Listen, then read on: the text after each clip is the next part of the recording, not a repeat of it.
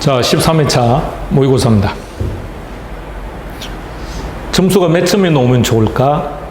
물론 점수가 많이 나오면 많이 나올수록 여러분들의 마음은 편하겠죠.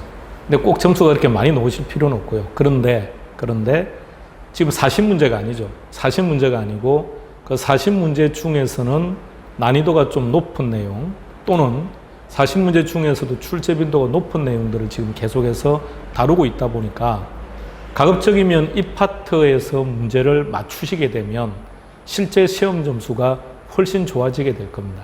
그래서 10문제 중에서 몇 개를 맞추면 좋겠느냐라고 물어본다면 그 부분은 저는 일단 노코멘트 하는 걸로 하고 다시 한 번 더요.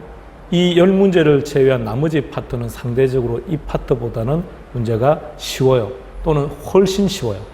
그렇다면 이 파트가 다른 파트보다 난이도가 높은 영역에 속하는 것들이 많기 때문에 여러분들이 이 부분들에 대해서 정리를 좀 잘 해두신다면 실제 점수는 훨씬 좋은 점수로 만나게 될 겁니다. 자, 마무리 한번 해봅시다. 13회입니다. 1번 문제. 주택법 용이다, 그죠? 용인데 한 세대가 하나의 건물 안에서, 자, 그 다음에 포인트 나오죠? 독립된 주거 생활을 할 수 있도록 만들어졌다. 그러니까 이게 단독주택이죠. 단독주택이고. 니은, 국민주택을 제외한 주택. 그러면 그걸 민영주택이라고 그러죠. 답은 2번 됩니다. 2번 문제로 가겠습니다. 1번. 임대료가 상승했답니다. 임대료가 상승하면 당연히 부동산 수요는 감소하겠죠. 그럼 대체 효과에 의해서 다른 재화의 소비량은 상대적으로 증가한다. 정확합니다. 답은 1번 됩니다. 동그라미 2번으로 가볼까요? 동그라미 2번은 어떤 의미냐면 부정성과 용도의 다양성을 비교하는 거죠. 토지의 공급은 둘로 나누죠. 물리적 공급과 경제적인 공급. 물리적 공급은 증가할 수 있다, 없다, 없다. 따라서 여기에 부정성이라고 놓으면 공급 곡선의 형태가 어떻게 됩니까? 수직이죠. 그런데 용도의 다양성이라고 했으니까 경제적 공급을 이야기하니까 공급이 가능하다는 얘기죠. 그럼 전형적인 공급 곡선요. 우상향하는 공급 곡선을 말하는 거죠. 그래서 그렇다면 다시 말해서 우리가 수요와 공급 파트에서 수요는 우하향하고 공급은 우상향하는 형태라고 얘기하죠. 그때 우상향이라고 하는 것은 경제적 공급을 이야기한다는 뜻입니다. 다음 3번으로 가보겠습니다. 일정 기간이니까 유량입니다. 두 번째, 공급은 유량과 저량의 표현을 다르게 썼죠. 유량의 공급량 뭐라고 합니까? 공급되는, 신축되는 이렇게요. 근데 저량의 공급은 뭐라고 표현한다고요? 존재하는. 그러나 수요의 경우에는 유량이든 저량이든 샀다는 말이 넣으면 안 돼요. 사고 싶다. 따라서 보유하고 있는이 아니고 보유하고자 하는. 다음 동그라미 4번으로 가봅니다. 공급의 탄력성을 이야기합니다. 공급은 어떤 경우에 탄력성이 커진다는 거죠? 생산하고 싶을 때 생산이 가능해야 돼요. 그런데 생산량을 늘리고 있는데 이제 그 다음에 포인트가 나오네요. 건설용 토지 가격, 다시 말하면 생산비가 하락했답니다. 그럼 생산비가 하락하면 생산하는 게 쉬워진 겁니까? 어려워진 겁니까? 쉬워졌죠? 따라서 탄력적이다 그래야죠. 동그라미 5번으로 갑니다. 자, 주택과 아파트의 관계를 물어본 거죠. 재화가 몇 개죠? 2개죠? 그러면 대체재 아니면 보완재겠죠. 대체재인지 보완재인지는 어떻게 판단합니까? 한 재화의 가격과 다른 재화의 수요량이 비례하면 대체재, 반비례하면 보완재. 한 재화의 가격은 상승했고 다른 재화의 수요량은 증가했고 상승할 때 증가했으니까 비례죠. 그렇다면 이 둘의 관계는 대체재가 돼야죠. 3번 문제로 갑니다. 키를 찾아봐요. 키가 뭐죠? 매월 말 불입해야 하는 액수. 즉 다시 말해서 불입액, 적립액이죠. 자, 저당 상수가 상환액을 구한다면 감채기금은 뭘 구하는 거죠? 적립액이죠. 감채기금. 자, 보입니다. 근데 문제는 뭐죠? 나누기가 아니죠. 곱하기라고 해야죠. 10억 곱하기 감채기금 개수 이렇게 나와야죠. 10억 곱하기 감채기금 개수.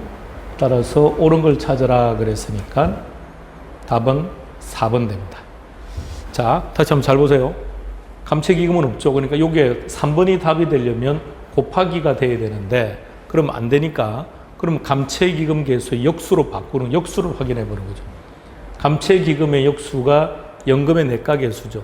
역수로 바뀌었으니까 곱하기가 아니라 나누기. 그러니까 이 자리에 나누기가 들어간다면 연금의 내과가, 곱하기가 들어간다면 감채기금 개수가 들어가면 된다는 얘기입니다. 답은 4번 됩니다.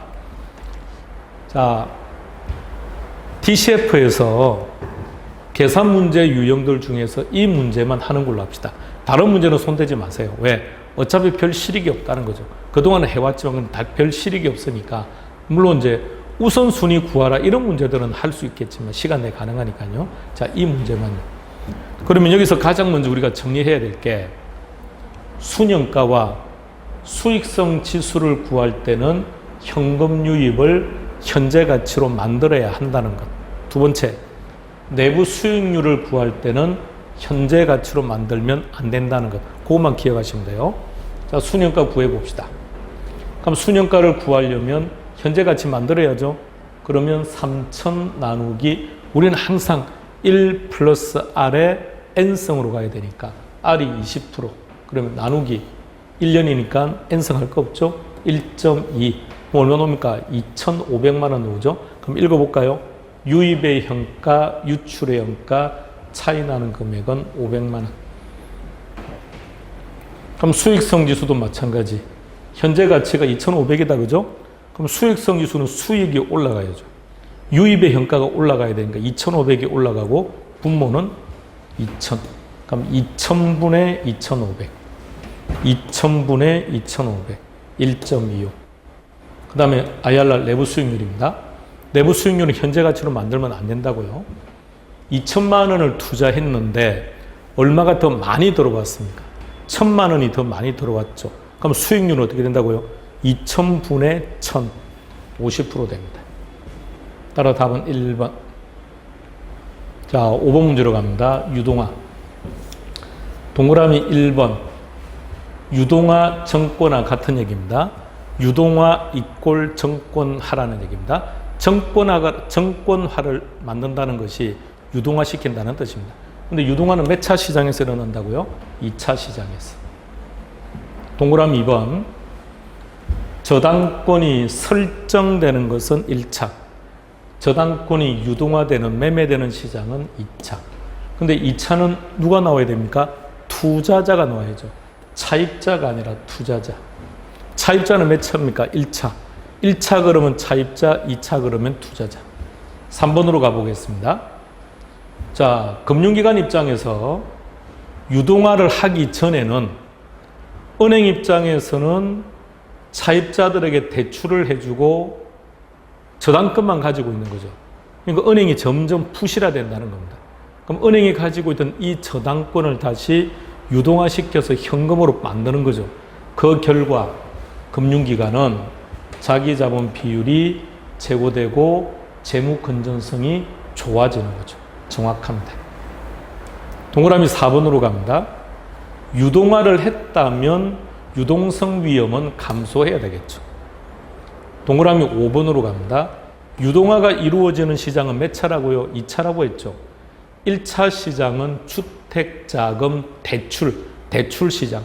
2차 시장은 주택자금 공급 시장. 6번 문제로 갑시다. 자, 오랜만에 마케팅 가벼운 문제 하나 봅시다. 자, 여기 뭐가 들어갈 것인지.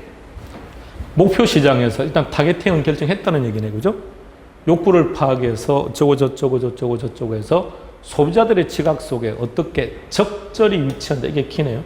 적절히 위치한다. 그게 뭔가요? 포지셔닝, 차별화죠. 차별화. 그래서 STP 전략에서 S와 T는 간단한데 P, 차별화라는 것. 이게 조금 느낌이 팍 와닿지 않기 때문에 그래프 그려서 했던 기억나시죠? 그 그래프를 가지고 잘 보세요. 나를 어디에 위치시킬 거냐. 내가 가지고 있는 제품을 어디에 위치시킬 거냐. 자, 차별화입니다. 그럼 답 나왔네요. 하나밖에 없네요. 다음, 고객 점유 마케팅입니다. 마케팅도 역사적인 순서를 가지고 따져가면 시장 점유 마케팅, 고객 점유 마케팅, 관계 마케팅이죠. 자, 정리해 보세요. 시장 점유 마케팅이 정답이라면 지문에는 뭐가 있을까요? 매도자 전략 차원. 틈새 시장, 표적 시장이니까 외우지 말고 우리는 땡땡 시장. 영어식 표현은 STP 전략하고 마케팅 믹스다. 그죠? 고객 점유 마케팅 그러면 매수자 전략 차원, 소비자의 심리, 메시지 톤, 또 영어로 표현한다면 뭐랬던가요? 아이다 이런 게 있었죠. 따라서 아이다 원리가 고객 점유 마케팅이죠. 답은 1번 됩니다. 자, 7번 문제. 지금 제시한 이 산식들은 항상 시험 문제라고 보시면 돼요. 이렇게 출제된 적은 없어요. 이렇게 출제된 적은 없고 블랭크 채우는 거. 그래서 그러니까 박스 안에 이렇게 해놓고 무엇이 들어가면 되느냐? 이렇게 놓은 적도 있었죠. 여기 블랭크하고 그 다음에 수익 환원법에서는 순영업 소득이 들어가죠. 순수익. 거기 블랭크 해놓고 무엇이 들어가면 되느냐. 그것도 나왔던 문제. 이 하나하나 전부 다 시험 문제입니다. 그런데 중요한 것들은 이 문제 속에 지금 다 집어넣어뒀기 때문에 전체적으로 하나도 빠뜨리면 안 돼요. 자, 잘못된 거는 예죠.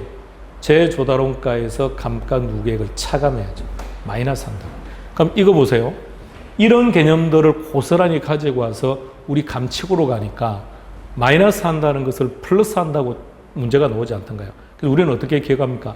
현금 수지 측정해서 순자가 떴다, 비용 찾는다, 세전이 떴다, 부채를 찾는다, 그것으로 끝나면 안 돼요. 비용과 부채를 어떻게 한다고요? 차감한다까지 보셔야 된다는 얘기입니다. 8번 문제 가보겠습니다. 감칙이네요. 가치 형성 요인의 정의입니다.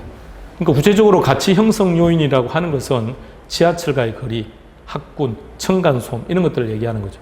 그러면 가치 형성 요인이라고 하는 것은 그 부동산의 경제적 가치를 결정하는 데 영향을 주는 것들이죠. 두 번째, 수익 환원법입니다. 수익 환원법에 나오는 이 내용들은 하나하나 전부 다 시험에 다 나왔습니다. 하나도 빠뜨리면 안 돼요. 자, 제일 먼저 수익 환원법 뒤로 가서 가액 찾고 다시 앞으로 가서 뭘 찾는다고요? 장래 순수익이나 미래 현금흐름. 미래 현금흐름. 요거네. 미래 현금흐름. 그러면 경제적 가치 미래 현금흐름이니까 답은 4번 됩니다. 그리고 환원하거나 할인. 그러니까 수익 환원법은 하나하나 전부 다 시험 문제입니다. 네. 9번 문제로 가보겠습니다. 감정금의 방법. 자, 과수원. 자, 우리가 이렇게 했었죠. 토지만을 평가할 때는 반드시 공시지가 기준법인데 그 토지가 다른 자산과 결합이 될 때는 거래사례 비교법이죠. 그럼 토지가 다른 자산과 결합되는 경우가 뭐가 있느냐 그러면 토지와 건물이 일괄되는 경우, 그죠? 산림, 그리고 과수원 이런 것들이죠. 그래서 과수원 같은 경우는 거래사례 비교법 정확합니다. 광업재단은 수익환원법이고요. 공장재단은 어떻게 된다고요? 개별로 평가하여 합산한다.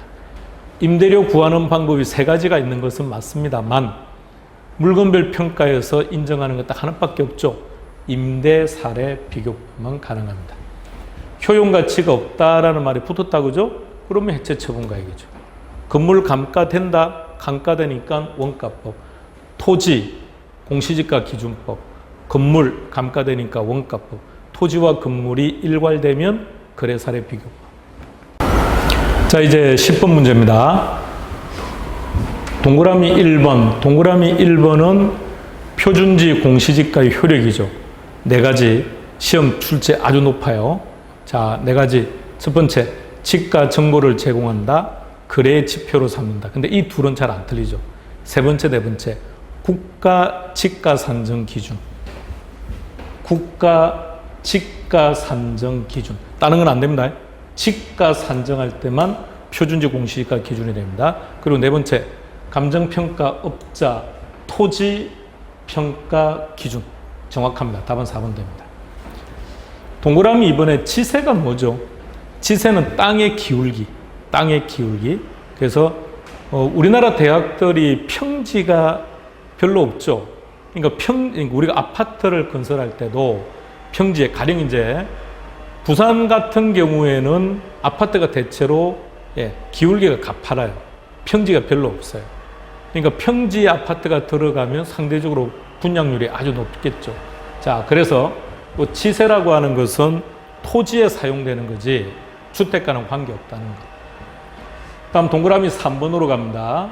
동그라미 3번을 딱 만나면 첫 번째 봐야 될 게 시장 군수 구청장이 떴다면 뭘 봐야 되느냐 그러면 그렇죠. 개별자가 있는지를 확인해야죠. 근데 개별자가 없죠. 표준주택이라고 했으니까 시장 군수 구청장이 아니라 누가 된다고요? 국장이 돼야죠. 동그라미 4번은 이의신청이다. 그죠? 이의신청은 날짜가 어떻게 되죠? 공이다 30일 이내죠. 동그라미 5번. 자, 표준주택이거나 개별주택일 때는 무조건 뭐라고요? 단독주택 중에서, 그죠? 단독주택으로 선정된 주택 중에서 이루어져야죠. 따라서 답은 1번 됩니다. 다음 시간에 뵙도록 하겠습니다. 수고했습니다.